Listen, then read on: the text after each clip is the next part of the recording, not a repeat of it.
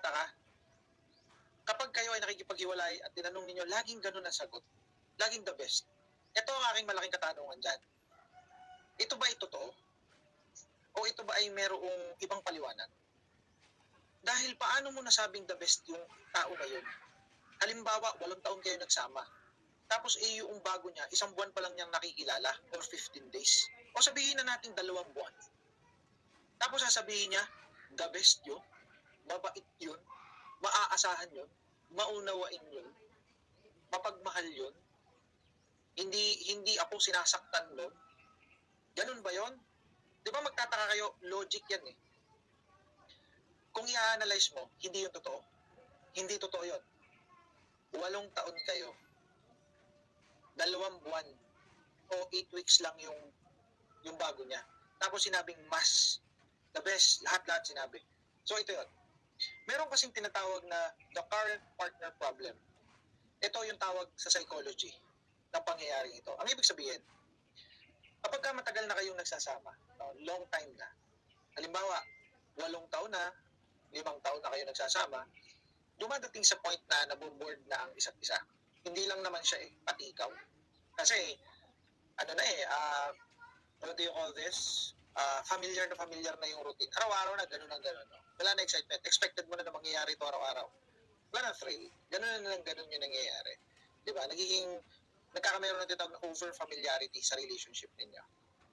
So what will happen then will be, na kakameron ka na ng kalungkutan, no? Nagkakameron ka na ng isipin na bakit ba ganito, paulit-ulit na lang, nakakasawa na. Eh dumadating sa point na pinag-iinitan mo na yung partner mo. Pinag-iinitan mo na yung asawa mo. Kaya nag-aaway kayo eh. Wala namang ginagawa yung asawa mo. No? Pinagagalitan mo o hinahanapan mo ng butas. So lagi kayo nag-aaway. Why? Kasi irritated ka na sa kanya dahil wala na kayong spark. Kaya nagkakameron ng ganung pangyayari. Kaya mapapansin nyo yung mga matagal na nagsasama, nag-aaway. They hate each other. Alam ko marami nakaka-relate sa inyo dito. Pero alam nyo, ang tawag ko dun sa boring life na yun, yung araw-araw na ginawa ng Diyos ay ganun ang ganun sa kanilang buhay. Ang tawag ko dun ay peace. Bakit peace? Eh kasi, mapayapa ang pamumuhay ninyo. Same lang.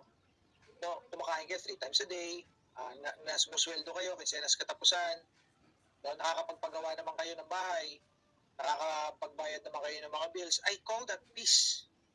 Diba? Maayos yung pamumuhay nyo, pero ang ibang tao, ang tawag dito ay boredom. Dito na pumapasok yung sila ay nakakaisip, no, lalaki man o babae, na maghanap ng iba. O may iniisip sila na, isipin na, I think meron better sa kanya para sa akin. Kasi ang boring na ng buhay ko. No, araw-araw na lang, nagtitinda ako ng saging, ng banana Q. I think may lalaki na magbibigay sa akin ng magandang buhay. Araw-araw na lang, namumroblema ako sa pera, baka naman may magbibigay sa akin na lalaki na maayos sa buhay. So lagi kang merong iniisip na baka merong iba dyan.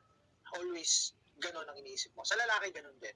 Baka naman may sexy na hindi mataba na magbibigay sa akin ng awesome sex. No?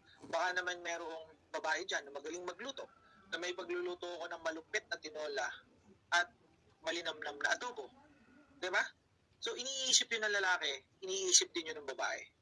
The thing is, kapag may nakita nga silang ganitong lalaki o ganitong babae, in their mind, no, nakita nila in actual, pinafantasize nila, nakita nila sa katrabaho nila ito, o sa kapitbahay, o sa abroad, somewhere else, doon na, nagkakameron siya ng interest na pumunek doon sa tao na yan. Because he thinks na that person is the answer to his or her problems, ongoing problems. And what is that ongoing problem?